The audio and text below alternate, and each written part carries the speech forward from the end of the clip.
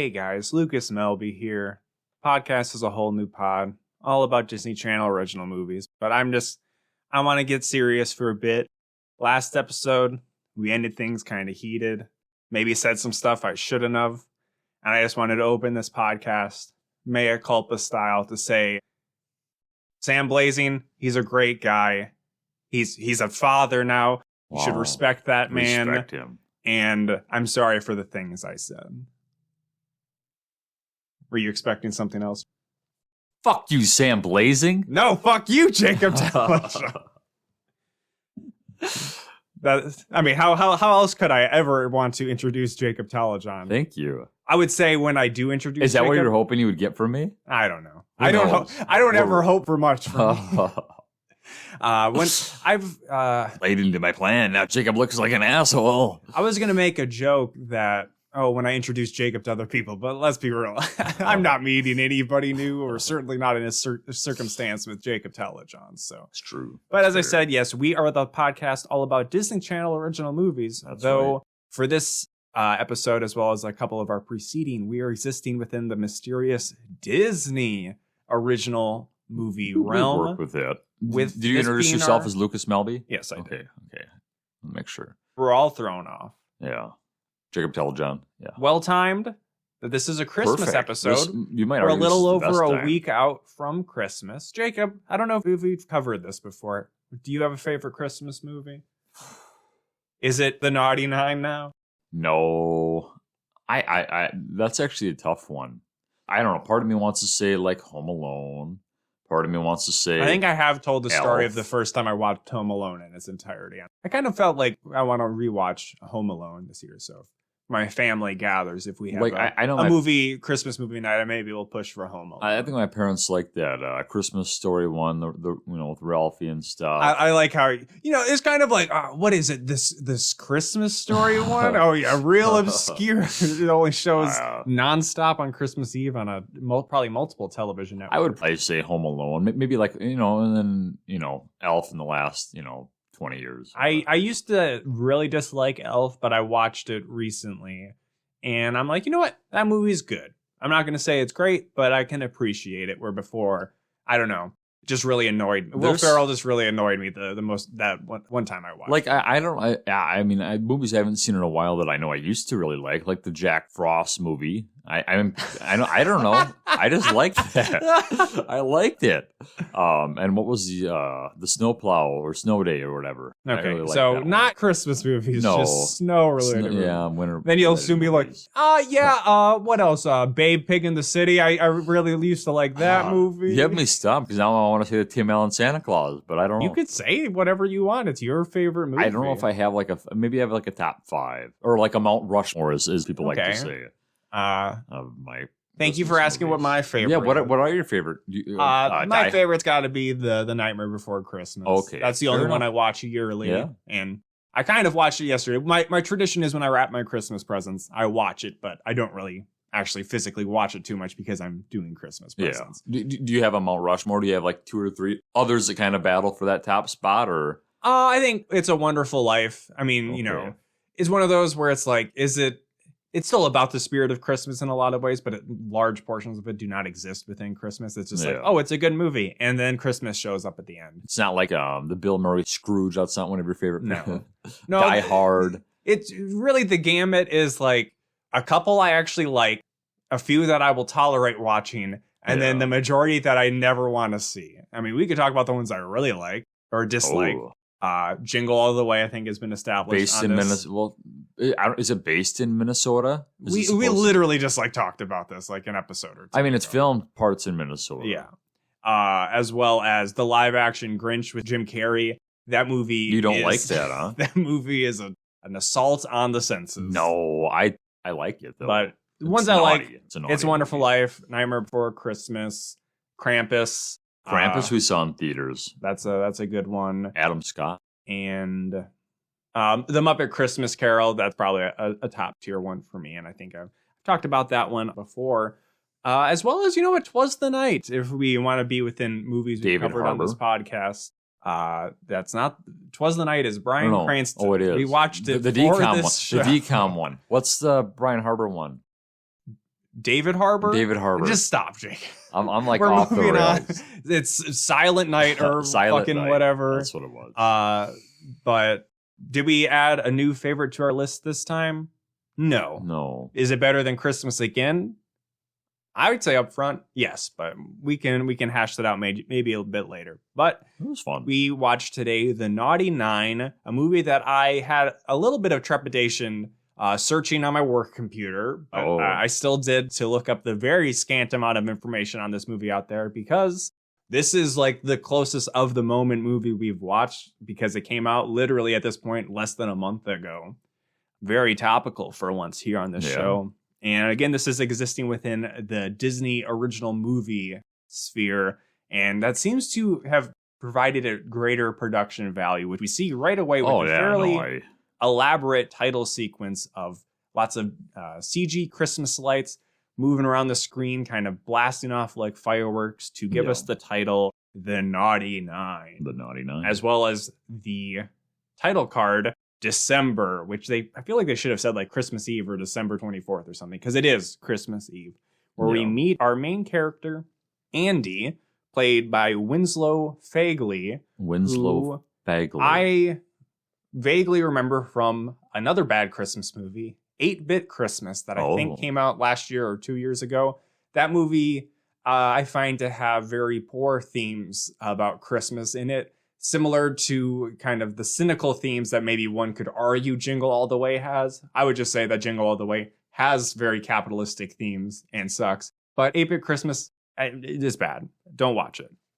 I'd rather watch The Naughty Nine than 8-Bit Christmas. What is 8-Bit on? Is that a... I think it was a Max or HBO Max at the time. Gotcha. But Andy, who Jacob, whether he wants to admit it or not, repeatedly said he looks like a troll. Or maybe I just get troll vibes from him, which I said, what does that mean? And Jacob didn't answer. Giving troll. Later on, I said, he just kind of looks like an elf, which he becomes, kind of. And doesn't look like the actual elves in this movie.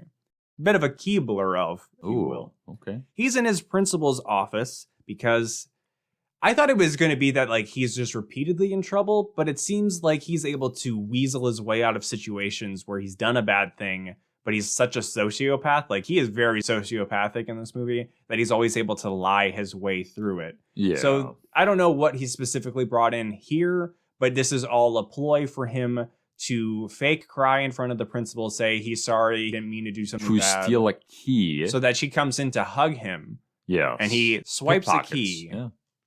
That then he meets up with his friend Dulce. They are both middle schoolers. One of the small amount of trivia that there was for this movie is here. Either he's at Griswold Middle School or McAllister. There's two schools mentioned, McAllister and Griswold. That's cool. Which are, of course, Jacob's. You maybe just heard the microphone rock again. God. It's because his gigantic cock is hitting the microphone. So Clark Griswold is a reference to Christmas Vacation. Clark Griswold, played obviously by Chevy Chase, and McAllister, the last name of the Home Alone. Kevin McAllister, played by Macaulay Culkin. Yep. Griswold McAllister. That's awesome. I love it.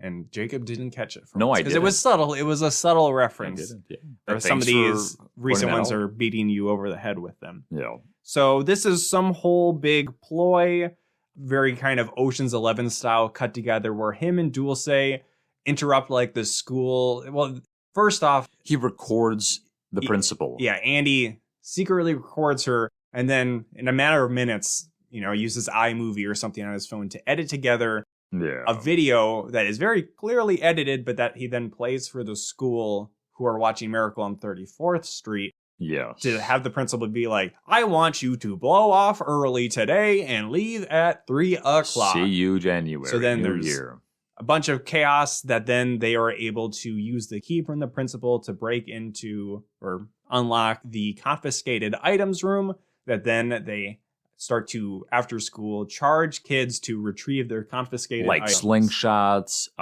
some gaming system, I think. But specifically of the people that get their items, the first is Lewis, which he will join the titular Naughty Nine but is maybe not actually on the naughty list. No. But he still has an item that's confiscated, so not without sin. So yeah, Lewis is. I feel like they're all like supposed to be in the same kind of like 2 to 3 year kind of age gap, but some of them that's generally how schools clearly work. have not gone through maybe puberty. I guess it could be tiny people. in our school system. There were some middle school, elementary school combos where it'd be like kindergarten through like 6th, maybe 7th grade.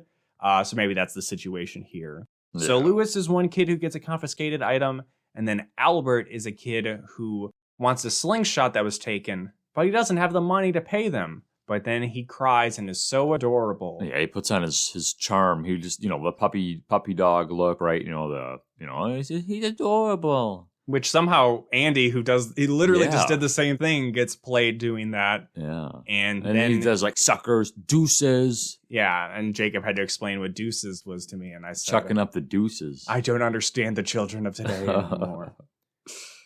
So remember these characters. Yes. Then back at home, Andy's sister Laurel, who we later see probably watching some YouTube videos of interrogations with body language experts, because she's like, you were looking up to the right, which means you were lying. I'm like, shut the fuck up. Yeah, she was reading a book about, I don't know, just how to spot a pathological liar, which is what Andy is. But she's like, oh, I heard from so-and-so's sister, brother, babysitter that you got sent to the principal's office, because I think she's like a year older at a different school or something. Yeah. And Andy lies his way through it to his parents, who, this is where we see like, oh, well, he's perfect, because the next morning, fast forward a bit, he's looking for his present from Santa. He doesn't have one. But the sister gets one, what does the sister get? A leotard for the state gymnastics team, which she hasn't made yet. No, because the parents are like, I thought we agreed to not get her that until she makes the team. It's like, oh, your mother must have bought it. But then when Andy's like, why didn't I get a present from Santa? Laurel says, well, he doesn't give it to you or to naughty kids. And then his parents say, well, he's not naughty. So he does bad things, but he's able to cover it up and nobody knows. And Laurel's like, I'm going to get you. One thing to point out is that night, again, Christmas Eve. Well, before that, like, I think Dulce had talked to him about, like, she wanted Santa to give her an archery set. So, like, they believe in Santa, though that seemed kind of weird for, like, Andy to believe in Santa. But then he hears his dad, who's essentially, like, a FedEx cargo logistics manager, that, one of our pilots said he crashed into a reindeer. And there were hoof prints embedded on inside of his. So then Andy's like, I believe in Santa. Let's go to bed. And then he has the great opening line the next morning and says, it's Christmas, people. People. Yeah, it was a weird exclamation, I thought, too. We also then follow up with Dulce at her house, where we see a panning shot of her brothers who have gotten presents from Santa. We see that she has no present, but then the more shocking reveal is that she has two gay dads. Like, we were talking, we almost thought this was like back-to-back movies with maybe gay dads, but we've at least had 3 movies now. Yeah, we don't think Prom Pact had one. In the last 5. But yeah, I mean, obviously, under wraps, 1, there were 2 gay dads. 2. Mentioned off camera, but existed. 2 was all about the gay dads. It was about a gay wedding. And they kissed. I don't know if you guys remember that. But they mouthed each other. And then we had Slumber Party, and now with a naughty 9 plus 2 gay dads. We watched this again on Disney Plus. I have a new commercial. We had again, not too many ads we had to watch, but the one ad we had in the middle of the movie seemed to be a car commercial that also maybe had 2 gay dads. Which, again, we don't care. We're not worried about that or anything as far as, like, wokeness in our movies. We just think it's funny. Or at least I can only speak for myself. No, I think Jacob is just like, troll. No. And then it's unclear if this all occurs then on Christmas, because then they go to Lewis's house to be like, we didn't get no presents from Santa Claus. And Lewis is very much the guy in the chair, fall into that trope of like in the Spider-Man movies. I can't remember his friend's name. In the games, it's Genki. He's doing the hacker stuff. Yeah, I know what you're talking about. And he has created, I guess, I didn't quite pick up on how he assembled it, but some kind of algorithmic assessment that he pulls from, I don't know, data online. He got presents though, right? This is where they're like, you're not naughty, yeah. right? And I thought it was going to be revealed that like later on, oh, he secretly was naughty. But his goal is he wants to just prove that the North Pole exists, or he's never seen an image yet until now of the North Pole. Like he captured an image of it. So both he has created an algorithmic naughty list of his own that has 1 million kids on it. And then he also has narrowed down where Santa's workshop is to a black void that then just last night appeared in space or whatever, and he was able to get a picture of Santa's workshop. So he just hacks satellites now? Yeah, but not naughty. No, not totally naughty. chill. Not naughty, but hacks. It's a hacker. Yeah, my question was like, wait, Lewis is not on the naughty list? Maybe he's on the U.S., like the NSA's naughty list.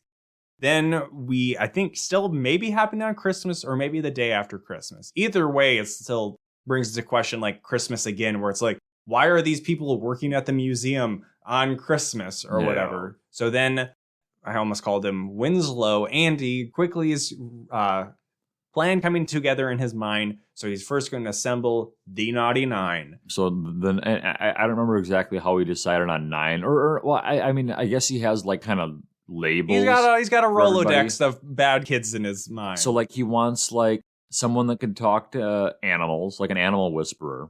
Yeah, we shouldn't say actually talk to animals. She's just good with animals. So you have the animal whisperer. You have like a getaway driver, they call him. Yeah, so Hayun is the getaway driver who is at a park where there are people shoveling snow, like park workers. And like, is this Christmas? I don't think they need a shovel today. Rose is the animal whisperer. Yeah. Oh, Hayun, I can't remember what she was on the naughty list for. Rose is basically on the naughty list for doing like PETA stuff where she was freeing animals. I mean, the getaway one was just for like reckless driving, I think. Okay, that makes sense. Then you have the kid that just does the cute faces or whatever, like the cute distraction or whatever they call them. Then we see, again, Christmas gymnastics practice where they're focusing on Laurel, the sister, which we didn't quite recognize because her like hair was done back. And she was in a leotard. And then she walks past this one girl who's mean to her. And I'm like, wouldn't it be funny if she's actually the girl they were there for? And that was the case. It was Bethany, the very good but very mean gymnastics. Who she was on the naughty list for like relentless snobbery or something like that. Like, did they ever say what Andy and Laurel, what their special things were? What their, what their titles were? Or you mean Dulce? Yes, she can do a fake mom voice. Oh, that's right. Yeah, and Andy, he's the brain of the operation. He's the Danny Ocean. One final person besides Albert, who's the fake prior, is John Anthony. Oh, yeah. Who is the master of disguise. Yeah. And he sells, we later learn, counterfeit clothes at like the mall, but he has like an actual store set up. Yeah. I thought it was going to be revealed because it says he's on the naughty list for unknown. I guess kind of filled in because it's later revealed he doesn't design the clothes himself. Well, he just copies them. Yeah. He makes the clothes, but he just steals the ideas. I thought it was going to be that like he stole the clothes and he couldn't design clothes at all, but that wasn't the case. That was a good call, but no, not the case. So it's maybe 9, or we'll eventually get to the pilot, and that makes it 9. I'm not sure. Because he's not affected, remember, by the naughty list because he's an adult. So they gather up in Andy's basement, and Laurel's like, Bethany, what are you doing here? She's like, fuck off, I don't like you. No, she's like, I'm here to practice with you for our next tournament. He's like, really? No, dumb bitch. Your brother invited me over. Andy tells them, hey, we're gonna go like break into Santa's workshop, and they're all like, this is dumb as hell. So he has this awesome kind of like Legos / I don't know, what were the other kind of bricks you called them? Mini bricks. But they're like, he was mad. He was sad. He just got mini bricks. That's all he got. He got like 10 boxes from his parents. Like, if those were all Lego sets, because we didn't see them. That's expensive. That is very expensive. Several $100s. Unless in this universe Lego exists and mini bricks is like the cheap knockoff. But if those were legit Legos, like that'd be expensive. But he like constructs like a giant. I mean, he constructs what they believe to be Santa's village off of the pictures, satellite images. Yeah. First, though, like all of the kids, because they're all like shits. They're like, this is stupid. I don't believe in Santa. And he's like, well, is that just because you didn't get any presents? He's like, because if you didn't get any presents, we're going to get back at Santa. And they're all like, oh, yeah, see here? Fuck that. Fuck the big man. Fuck the fat man. Yeah, so they're all in on the glow-in-the-dark Lego. Unnecessarily glow-in-the-dark. I thought it was cool. I thought it looked really cool. And like you described it looking like Minas Tirith.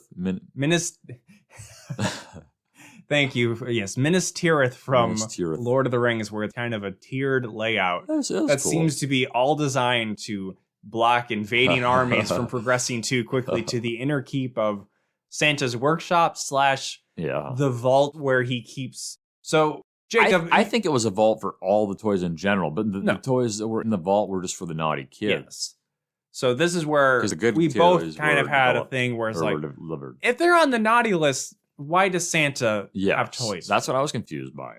Because this movie also exists in the sense that, like, Bethany wanted the next model phone for Christmas. That's the always, I mean, especially for kids nowadays, like, once you get past a certain age and you just want, like, the new phone or, like, a video game system, it starts to really be, like, when you see representations of Santa's workshop, it's like, I don't want a bunch of dumb fucking blocks or hobby horses. This shit sucks because no movie is going to like pay for the branding or whatever. Yeah. So this movie is like, no, Santa does give technology, which then means like, well, he doesn't have an Apple sweatshop up in his, he's just like magicking it into existence. With the snap of the fingers. Why does it need to be, oh, I made a toy for all children, but if they're bad, then I lock it away in a vault? No one happens to it. Of course, the real answer is there is no premise to the movie, really. That's true. But you could still find a way to just not have it be hyper-specific toys to the kids, and they just break in and steal shit. Yeah. Unrelated to them. True. What one of them does. Very true. And she is the worst character. She was good and then turned bad. These kids were just bad to start. Yeah. They came from broken homes. No, so much for character development. Not dual say though. We're not saying two gay dads is a broken home. We would never diss two gay dads. We're supporters, allies. Some of his final lines in this rundown segment, because he's assigning, you know, like, oh, we need you to do this and this and this. This plan is going to be hard. We'll have a snowball's chance in Florida. That was funny. And then also, this will be the best Christmas we never had. Wow. Those are some good quotes. Felt like they should be like taglines on the movie poster, but I think I looked it up and it didn't have a good lame one. Missed opportunity. Maybe if they're listening to our pod, it would be a little weird for it to just be like snowball's chance in Florida. So the Christmas we never had. That would have been a perfect one.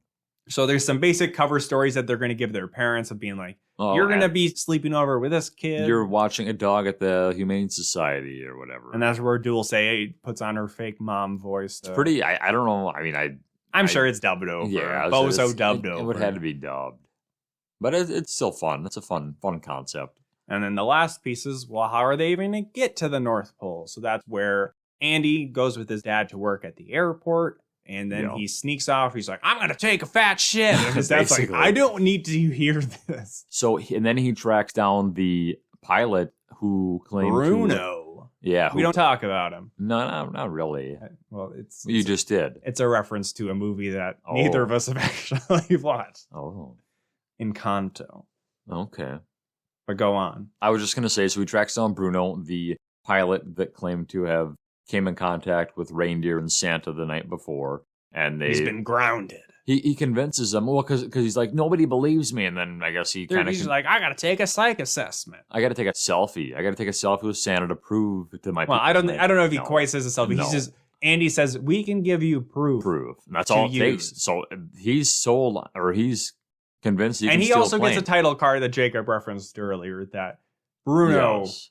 Adults, naughty list does not apply. Yeah. So, you know, adults, you can just be bad with no consequences. Is it 18? I wonder if 18 is the age you can just be naughty without consequences. Well, I mean... well, some might argue that's where the consequences start at 18. Well, only consequences from Santa Claus. So until from birth to 18, you know, it's tougher to be tried, you know, as an adult, obviously. But once you turn 18, then it's like actual, you know, you're dealing with the actual Thank you for explaining our legal system and that our society is not only based on the morals related to Santa Claus giving you presents. Santa Claus is our police force. At the last minute, Bethany backs out because her parents has bought her the phone. Yeah, how does that work? That's bullshit. Well, she's a rich bitch, you know, snobby girl. Snobby. So they have to convince Laurel. And she's not so much hung up on like, wait, you're telling me Santa's real or whatever. And he's able to kind of convince her like, we needed somebody that we knew could actually do this, you know, somebody, because that other girl chickened out. I know you won't. You're very better. You're much better than she would. Than she's because he's a sociopath. So yeah, he just. So no, you're the best. Yeah. That's what I've been saying. I've just been having a hard time lately. Well, we're going to let you show how much better you are than Bethany to stick it to her. Yeah. So, yeah, they convince her. She's in. She wants to just prove that she's better. Yeah. So they go to the hangar and have a very dramatic walk up like I don't know what kind of movie they would describe that from. Is it The Right Stuff? Is that the astronaut movie? Maybe. Yeah. But then it's like, record scratch. Bruno's like, no, don't do that. You're going to get me caught. And it's like, well, what do you just want them to like watch single file in? Or I don't know. It was like they wanted a joke, but the joke wasn't really that good. No. So then they're just in the plane. Yeah, they load up into the cargo plane. He does have cargo. It's not just an empty thing. I don't know why he would ever need to go to the North Pole, but he does, and doesn't get caught or doesn't get told to stop leaving the area. I don't know. Well, they do encounter some concern as they get closer to the North Pole. That's true. Fair enough. So on the flight, Rose, who's the animal girl, learns from John Anthony that he's never actually designed any clothes himself. Steals designs from people. But then they all put on their costumes and they all look great. So it's like, I don't know what the concern was. Well, I think John Anthony didn't trust his own abilities. So this was like the first time he was able to actually express himself in his own way. It's trying to give a minor amount of character to all of the 9, which is hard to do because there's 9 characters in the movie's 85 minutes. Yeah. So they're all dressed like elves. They're ready to go. But then Bruno gets like a call from ground support, basically. So I think they want to land at like a runway that's nearby, but they're like, you don't have any reason to land.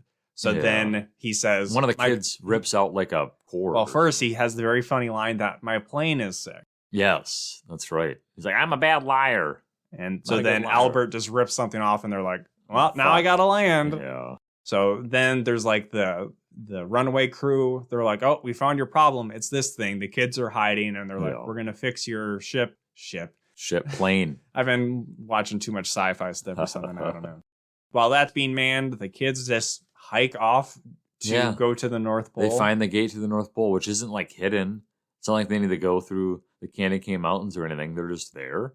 Well, I mean, I guess it's in a way hidden because it's not Lewis had to do all this shit. That's true. It's not on radar or satellite. The grounds crew is saying like it'll take 2 hours to fix your plane. So they all gotta have a scene where they're like, all right, and set. 2 hours. Then we do physically see a 2-hour timer on the screen. Yeah, there's a weird fade out of then like the snow being like the numbers ticking down. Ooh. And we see that clock, I guess, throughout the movie. Yeah, and I guess it does come into play, but I kind of just forgot about it. And I don't even remember. Was it 2 hours just how long they predicted it would take to so eventually when they get back to the runway, the plane's taking off. Yeah. We're not skipping there yet. No. But. We got quite a bit. So the cute-faced kid has to distract an elf at the gate. So they arrive to the North Pole. They are at the North Pole. It took them about like 40 minutes. They slip down a short little hill and they all laugh at each other. Get all weird. Yeah, it is very. It was a weird scene. But yeah, he distracts the elf. They sneak through, and now they're trying to find Santa's workshop through fake crying. She's like, "Oh no, it's a human child," and he's like, "I'm lost." And she's like, "Well, that's kind of weird," but he's so cute that she brings him in. And then they sneak through the gate. Yeah. And then they kind of like all split up and they go into different directions. Like Getaway Driver and Animal Girl are getting together a sleigh with reindeer. They go to the reindeer and they find, what was it say, Dancer, and I don't remember what the other one was. I think it's Dasher. Dasher and this is where I feel like I've probably told this story because I only have so many good stories and this is a funny one. Speaking of reindeer, in our town, we probably said where we lived before, but without specifically locating where we are, our town always does a big Christmas lights event gathering in like a park that's all done up with a lot of decorations and lights. Yeah. And it's a park that's normally a petting zoo during the summertime. So in the wintertime, at this point, they bring in reindeer. Yes, I was down there on Wednesday. By and see. And one time when I was going through that with my family, you can drive through it or you can walk through it. Yeah. There was some teens ahead of us and they, are on their phones taking selfies, whatever. And some of them go, "Oh, look, reindeer." And one of their friends say, "Reindeer aren't real." Coming from, of course, the situation of being like, well, Santa isn't real, and I'm a cool teen, so of course reindeer aren't real because Santa and reindeer is like, nope, reindeer are a thing that exists in the world. It's true. So I just always think of that randomly and be like, reindeer aren't real. But for this circumstance, Jacob was like, that reindeer looks a little weird. A little sussy baka. To what I said, I'm like, well, he's like hundreds of years old, so it can do some weird stuff. But I mean, it was a really good done CGI reindeer, though. As I said, these movies seem to have a bigger budget for whatever reason that they seem to throw money at. The Minas Tirith North Pole looked pretty cool, I thought, too. I don't know. Yeah, I mean, this movie didn't really feel cheap. I didn't think at any moment. Yeah. So then the main crew is Dulce, Andy, Laurel, and John Anthony, and they stumble upon the elves. The rave. After Christmas party. Yeah, it was the after party. That's which starts off where you're just hearing like drum and bass, and I'm like, wait, is this going to be like a DJ? Is this going to be Matrix Reloaded kind of elf rave? And there is a more like hip hoppy Christmas music, but then it kind of turns into like rockabilly Christmas music for a bit. And it's just loaded with sweets, all the candies you could imagine. I don't know, just rock candies and candy and cupcakes and cake and just all the stuff.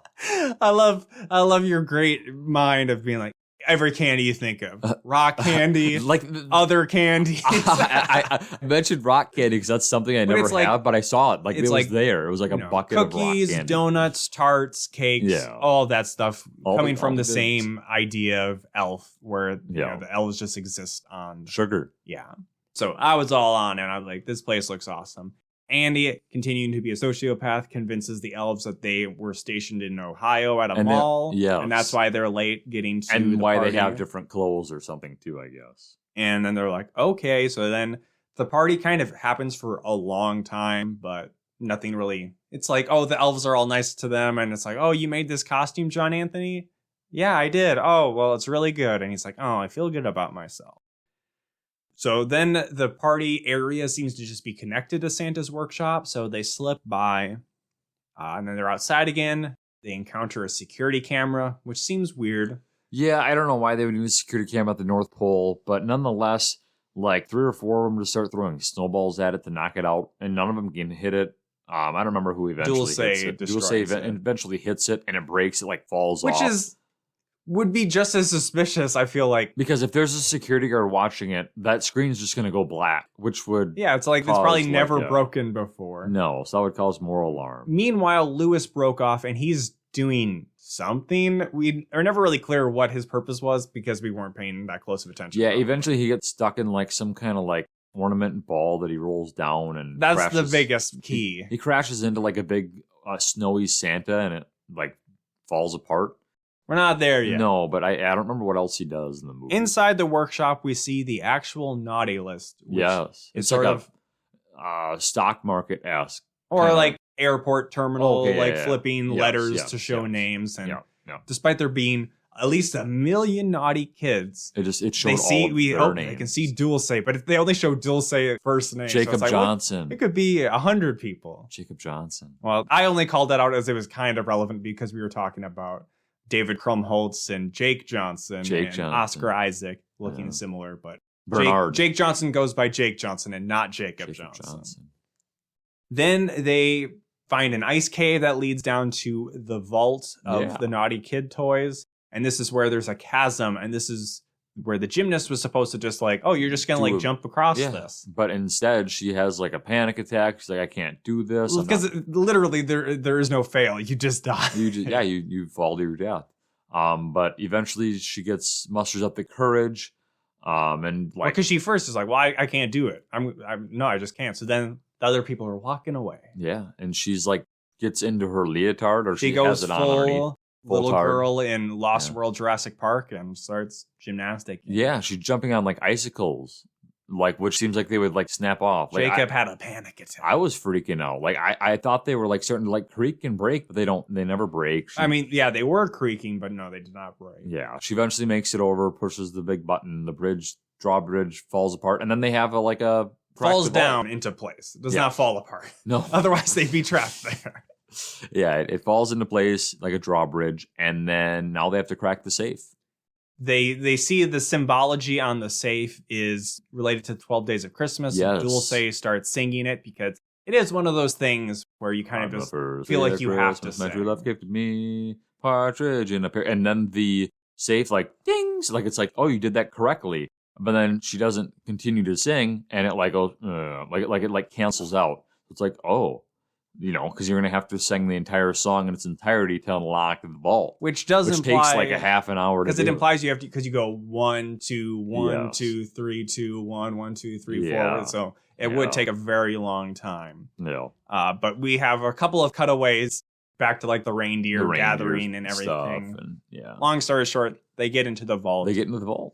And there we see that Andy, I was really like, is he going to get something that's like secretly like a good present? But no, it's just like, oh, he wanted like a fake Xbox. Yeah. Whatever the Xbox exists in this universe. I'm trying to remember. Do you remember what the other kind of gifts were? John Anthony wanted a sewing machine. A really fancy like touchscreen sewing thing that you has 200 different thread count things.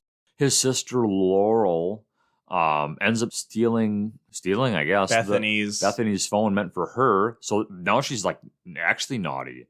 And I don't remember. And there is some, the animal girl wanted a boa constrictor. Okay, yep. And there's some fun stuff of like in the background. There's older style toys like really of people who apparently were just naughty forever. Yeah. They're just down there because the vault is like a big spiral that just keeps going down into the ice. Fortunately, they're able to find all their stuff pretty easily, though. Yeah.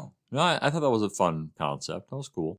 So then they're getting out of the vaults, and then kind of like the escape all comes together. The reindeer and sleigh, they pop in. They got the sack full of presents. There's like security alarms going off. They are picking up different kids along the way. They run into elf security. They blow through them. Then it becomes kind of a Return of the Jedi chase because they're on like speeder snow scooters or something. It was giving elf vibes where they're being chased by the people who were always on the naughty list on the horses, but like they weren't naughty. I don't know. I just had like there's a chase scene in Elf. Do you remember that when Santa's being chased by like people on horses in the park? Well, they're not naughty list people. No, they're like I don't know. Police officers. No, I don't know. The ultimate naughty list people. It's like a chase scene. It was fun. It was a fun little chase. And there's a point. Oh, one of the girls wanted like a crossbow or like a bow, right? Dulce. Yeah. So she uses her bow. My least favorite part of the movie here. She uses her bow to shoot an inflatable Rudolph. Because they got those up in the North Pole too. And it starts flying around while it's making farting noises. It primarily just right when it gets shot, it makes a fart noise. But then it like flies and hits some of the security guards. Right off the snowmobiles. So like they're good. They're in the clear. Maybe they pick up the... Well, but then there's still people on them. Because then they get to the Santa statue. And they're just going around and around it. Yeah. And then this is where Deus Ex Lewis shows up in his big ornament bowl. Into ball. Yeah, like the big ornament sphere thing he's like rolling down the road with. He smashes into the Santa thing and it collapses onto the elves, the cop elves. I don't know. Yeah. And then all elf cops are bastards. Yeah. They basically skedoodle on out of there. They pick up the smallest cute kid. Yeah, Albert, like, they get at the gate and they have it. They try to do some kind of like Legolas getting pulled up onto the horse and like the two towers, I think. But it's just like, nah, it's not that cool, guys. No, but they got everybody. They're out of there. We also, we do get throughout the movie kind of cut back to the airplane. And it's very much like Stranger Things season 4, where it's like, I don't want to see anything more about the plane guy in Russia. Yeah, they're with Bruno. They're trying to like rush him out of there. Well, they fix his plane, and they're like, well, why are you? He's like, I gotta do a count on all my inventory now. So he's like trying to buy time, but at this point, they're like, okay, you really need to go. So he's starting up his plane, and he's getting out of there. And as they're getting back to the plane, Andy sees his sister Laurel doodling around on Bethany's phone, and he is aghast. He's like, oh, what are you doing with that? Oh, I took it. You stole it. I'm like, those in glass houses. She's not Andy. Here to get it. It's mine now. So she takes a selfie. Everybody's so happy except him. Andy in the background, just very sad. He's like, what have I done to the one person I care about the most? It means the most to me on this, trip. Yeah, everybody's just all happy and evil, but he's regretting it. The plane is taxiing further down. Hayun is able to pull up right alongside it. That's the getaway driver with the reindeer. Everybody's hopping out. They haven't taken the presents yet, and they've left Andy behind. Andy's like, I'm the one that's in charge of this. I need to be the last one off. First one on the ground, last one off. And it's like, well, I don't think he'd be able to get all those presents by himself. But of course, no, he pulls up the reins and stops the plane sleigh. Flies away. Yeah. And the plane's out of there. It escapes. Everybody's like, why? What is he doing? Why is he leaving us? Why is he, doing this? And but then quickly, Dulce has this whole thing where she's like, Andy's my fucking guy. My ride or die. Home. Andy wants to play video games. I'm like, let's smash it up. Andy wants to put my hair in a knot. Andy wants to break it to the North Pole. I don't even care about my archery set. I just am going to do it. And I'm like, okay, whatever. And that convinces them. Meanwhile, Andy is he gets collected by the cop elves and taken to Santa Claus. He is thrown in front of Santa. Andy. He doesn't do that. He's played by a very tired sounding Danny Glover. So we do have 2 gay dads as well as a black Santa Claus. Danny Glover. Just like in Christmas Again. In the background, we see, I believe, all the names of all the kids on the naughty list. They're kind of like... Well, then he filters it down to the naughty 9. Yeah, so it's down to the naughty 9, and he sees it, and Andy's like, oh, you can't blame those people. I'm the one that got them all together to get here. He's like, you can only blame me. So he eliminates all the other names on the list except Andy and Laurel. Yeah, he's pleading with Santa saying, Laurel, you can make me naughty for my entire fucking life, which is like 4 more years. But then Santa's like, well, Laurel. She took the phone, and he's like, yeah, she took the fucking phone, Santa. You're right. Why did she take the phone? Don't worry, everybody just comes in with the elf security, so they're able to Bruno. Land easily or Bruno whatever. Lands the plane. They're back there. Andy has the great line. Laurel just gives the phone right back. Like, it's not like you got to give the phone back, Laurel. She just gives it back. He does say, "I made you naughty." That's true. And this is where Laurel's like, "But we're step siblings." Yikes! Santa gives them a speech. I think about just being, you can always turn a new leaf over and be good. We were talking about Jacob was trying to figure out who Danny Glover was. He was trying to think of his name. So we weren't really listening to what Santa said. No, I was like, he's in movies with Mel Gibson. It's Danny Glover. And Donald Glover. No, he's in totality maybe 5 minutes of this movie and 2 scenes total. So it's what's still the cool. last scene going to be? I wonder. So nobody's naughty. Hey, except ISIS. You're no good. Santa looks to the camera and says, ISIS bad. Stop it. Free Palestine. I don't even know if ISIS is really a thing anymore. Then they get home without issues. Bruno does get his selfie with Santa. He does. Which I'm like, is that enough? So I would have been curious to see if the photo actually shows him with Santa, or if it's just like... He's not a vampire. Yeah, like it's like he's like invisible. I mean, he should have gotten and the reindeer. We were thinking the reindeer were going to fly up with the plane, and it doesn't that would have been cool. We thought Santa was going to give them a ride home. Yeah, none of these things happen. None of that happens. So Bruno only has a selfie with a guy dressed as Santa. I don't think he's going to convince. We should have got another scene, I think, with Bruno, but we don't. Yeah, he just. But they get home. Yeah, they get home, and there's like no consequences. Bruno doesn't get in trouble for stealing a plane and going to the North Pole. Well, we don't know about that. But we do see that Dulce's 2 gay dads. She's like, I got 4 brothers. They don't give a shit about me. Like, oh my God, you're home. Oh my God, we miss you so much. There you are. And then the 2 gay dads kiss and they hug her. And they don't kiss. No, they don't kiss. They might have when they walk through the door. We're just going to assume they do. Yeah, there's some kind of insert Schrödinger's cat joke of like, if they're inside the house and I don't see them, they're kissing or they're not kissing until I can perceive it. That's true. If 2 gay dads kiss in the woods and nobody's around, did it really happen? That was a better joke. That's good. And then Andy and Laurel go home. They walk in and the parents are like, where were you? We called. Because the cover story for Laurel was that she was staying with Bethany. The bad gymnast girl. And her mom's like, I thought Bethany hated Laurel because she sucks at gymnastics. Andy's like, no, Laurel, don't lie. Because she was trying to say, like, I was performing for the president. And she's like, oh, thank God I don't got to lie. And then he does tell the truth. He's like, we went to the North Pole. We did this. We did that. And the mom's like, don't tell me this bullshit. And then the sister like kind of backs him up, because he's like, she didn't enjoy it. But she's like, I did. I really did enjoy that. Because that was the cover. It was like, she was perfectly good. Yeah. I'm all bad. She hated it. And then they start to like hug, and like the mom still wants to kind of like chew him out. Like, you got to stop. You're lying. And the dad's like, yo, mama, chill. They're actually having they're enjoying each other or whatever. I don't.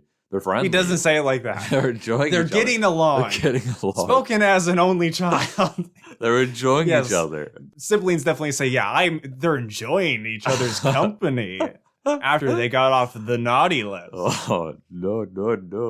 Oh no. Wrap up. We get a 1 year later, written in some snow. Yeah. Though technically it's Christmas Eve or the 23rd. Yeah. And this is where they're at the Griswold school. So I think they've aged up a year. Yeah. This is it says 1 year later. Yep, I said that. Yeah. Well, then you just backed it up by saying it's been a year. So then I just said, yeah, it has been a year. You said it was a year, and then so did the movie. Said it was a year. Check the tape, everybody. He gets called to the principal's office, and kids in the hall are There's like, a chair "Ooh." turned around. We don't see who's in this chair in the office. And Jacob was correct in calling that it was Santa Claus. Yeah. But I don't think any of us were prepared for what Santa then says. No, he's like, I need you. He says, And- Andy. And the Naughty Nine. And then cut to credits. Yeah. It was like they set it up clearly for a possible sequel. I would say this is like not even like a cliffhanger. Like there could be a. I mean, this kind of seems like there is going to be one. But Danny Glover's an old man. I wonder how much Danny Glover got for this movie. But because I actually read a Letterboxd review that had this line in it. And I thought they were just joking. Oh, So- did it say Danny Glover says it or? Yeah.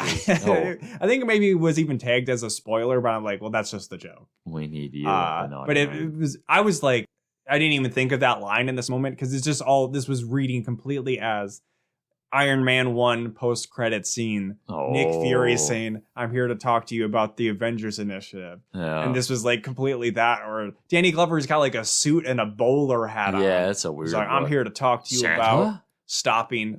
Fast forward to a little bit from now, 9/11. I need the 9/11. Ooh. Overall, this movie, It was fun. It wasn't. I don't think there were really too many. I don't know. I don't think there was really an annoying character. I didn't think that the movie was. I cheap. didn't like Lewis. We didn't talk that much about Lewis because I didn't like him. He wasn't naughty, which maybe No. explains why whenever he was talking, I wanted to bully him. Just kind of Similar to, I think I said that about one of the characters in the Slumber Party. I don't remember. Yeah, no, I thought the movie looked good. It didn't feel really cheap. I liked the acting of the. I mean, the kids were a lot younger than I think we normally. You didn't like Troll Boy though. No. I mean, once he got in his elf, kind of outfit, he kind of filled in. So the his weird role. thing about him is, I think he just doesn't play well as others. naughty. He I think seems he's innocent. I guess his face is, and some of his other roles, I think he's just Yeah. maybe innately good natured. But then when he's playing up like his sociopathic side, where he's lying and coming off as the good he's boy, giving Dahmer. it just gives a creepy vibe. It's very like Macaulay Yeah. Culkin in The Good Oh, Son kind okay. of thing. Yeah. Would you say this is better or worse than Christmas again? Probably better. I don't know. I mean, I do like the aspect of the Groundhog's Day. Can't go wrong with those kind of movies.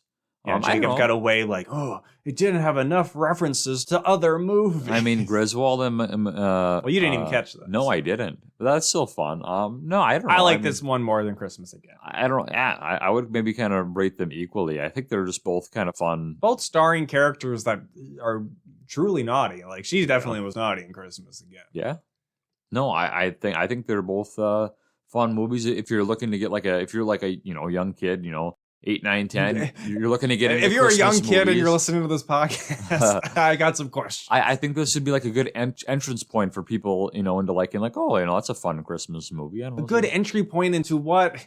Christmas, Are loving you Christmas gatekeeping movies. Christmas movies? This is a good starter Christmas movie. Yes, if you're like an Amish person who's never experienced Christmas or something. I would say this wouldn't be a good Christmas starter movie. What would you recommend? I wouldn't. There's no such thing as a starter Christmas movie. Everybody's got to find a movie that sparks their love for Christmas films. Is this a movie that could do that? Sure. It's Well, being fed into the feed of Disney Plus. As we talked It about just in our came drive here, They're trying every movie you ever watch, not including some Yeah. truly bad movies, that's someone's favorite movie is True. Christmas. We had a person write in who said their favorite movie was like Cowbells or something. Oh, And I was well, like, okay, why not? Yeah. That's a good prompt. We don't always have one, so yeah, write into us what would be your starter Christmas movie? What would you recommend? What would be your entry point? That is a whole new pod at gmail.com where you can send those in. Talked about it a little bit before. 9/11. Could the naughty nine have stopped the naughty 9/11? The naughty 9/11. Maybe. I mean, if they set their mind to anything, we might see if they truly do name. Do you think they make a sequel, and do they call it the Naughty 9-2? Or do they call it the Naughty 9:11?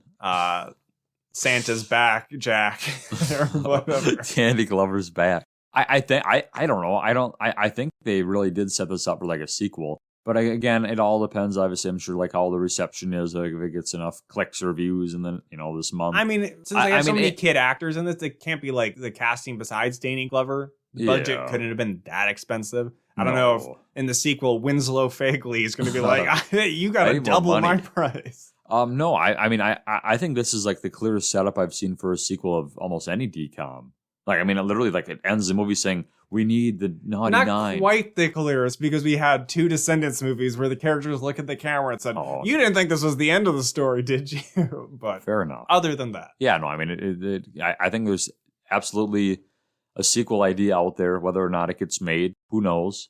And there was a great sequel tease in Under Wraps 1 where we're like, can we see the gay dads? Can we see them kiss? True. We need to have a sequel. Gay dads. All right. So, yes, they would have stopped 9/11. Yeah. Then it would become Christmas every day. Wow. I really fully intended to buy a pop for a whole new pop. It wouldn't have been a good one. There are no special Mountain Dews. No Christmas. But I've had a lot of podcasts. Well, just one podcast where I've heard the same ad where they've been advertising Starry, which is the Sierra Mist replacement from Pepsi. And I'm like, what the fuck are they trying to pull on people of advertising Starry? But weird. I meant to buy it at work, and why would they get rid of Sierra Mist? Because it was a horrible soda. So is this not the same flavor?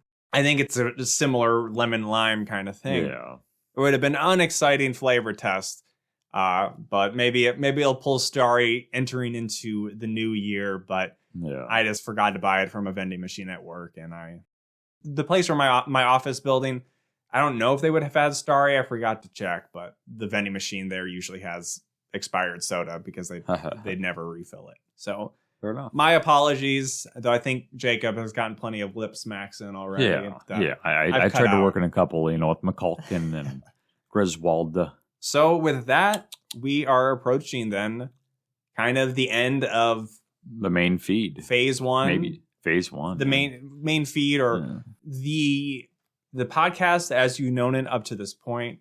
We seemingly, unless Disney zigs on us, we have completed all of the Disney Channel original movies. We've done a few Disney original movies for good measure. So now entering into 2024, this will be our last episode of the year. Yeah. We're going to enjoy the holidays. We each got plans. We got family coming, all of that stuff. But looking ahead, there could be some times where we record extra episodes, but I think we're going to try at the bare minimum. It's not a hefty ask to do one episode a month. Yeah. Not setting a specific time it'll be uploaded. It could be a Wednesday at 4:30 p.m. Yeah. You won't know. It'll pop up, and hopefully it'll be exciting for you. Yeah. But one plan we've talked about before, and we'll definitely have Dustin post on Twitter, and we'll put a post on YouTube to let people know ahead of time, is I think sometime in January. So it could replace our first episode of our next phase, but we've got a couple ideas that we could do for the first episode. But we're going to do a live stream where me and Jacob create our tier list of all of the Disney Channel original movies. Let's go. However long it takes. It could be hours. We might need snacks set aside, or it could be 30 minutes because Jacob's like, I don't remember this movie. I don't remember this movie. I don't really remember this movie, but I kind of remember liking it. That. But then I don't like it. Oh, what do we do? Nostalgia. All the movies from the 90s are going to be in my top 10. So you might get a sneak peek where I might do like a test live stream through the podcast YouTube channel. I did a little bit of testing because I have some basic streaming equipment. It should be pretty straightforward. So look forward to that, I think. Yeah, look forward. And and behind. going through our normal wrap-up stuff. Do you want to do it, Jacob? Since we came comment, to subscribe. Blows off of the mic last episode. Like, comment, subscribe. The YouTube. Check out AWN Pod on Twitter /X. Leave some. You're so bad. Oh, okay. I know you were fair. You were saying Twitter or X, but I thought you were saying like AWNpod/X.com. No. You know what? I'm eating my own words here. I'll leave you to it, Jacob. You are the Griffin of plugging the pod. You know what you need to do. It usually does work best when it's one dedicated person. Go pop off, King. Most podcast episodes I listen to, it's probably like nobody actually listens to the wrap up. Yeah. And certainly the other host is probably like, I need to go to the bathroom or something. Where Jacob's like, no, I want to get in on this. ADHD. So, specifically, if you want to find us easily on YouTube, it's youtube.com/a-whole-new-pod, which if you're not subscribed already, you should be, especially so that you can see when that live stream goes live. And I believe YouTube kind of just automatically archives it. So that'll be a rare opportunity where you can get unedited content. I don't think anybody's really asked for it, maybe besides Dustin. Dustin's gotten to live it sometime, but that'll be unfiltered. Us raw. Straight up. As well as no edits. I'm not going to edit no video or anything like that. And then, of course, find us on your podcast platforms of choice, Apple, Google, Spotify. Rate us and review us where you can. And you got the Twitter, so I'll leave it at that. Yeah. Any final words you got for us, Jacob? Well, I would say I hope you have a happy holiday season, whatever it may be you celebrate. If you don't celebrate, well, have a happy New Year. If you're a gay dad and you don't celebrate, no, you know. But yeah, have a happy holiday season, a good New Year, and we'll see you next year. I would reiterate all of that. Be good to each other. Enjoy your time. Hopefully, this is a good holiday present, a Christmas present. Jacob maybe is afraid to say it, but I'll say it to the woke police. Happy Christmas, because I'm British now. Wow. Merry Christmas. A Christmas present for you. US and we finished out the year, to which we can say, fuck the haters. Out of spite, we watch all these damn fucking Disney Channel original movies. We made it. We did every 2 weeks. Suck Jacob's movie erect cock. Movie reference erect cock. Merry Christmas. Fuck Sam Blazing. No, Jacob.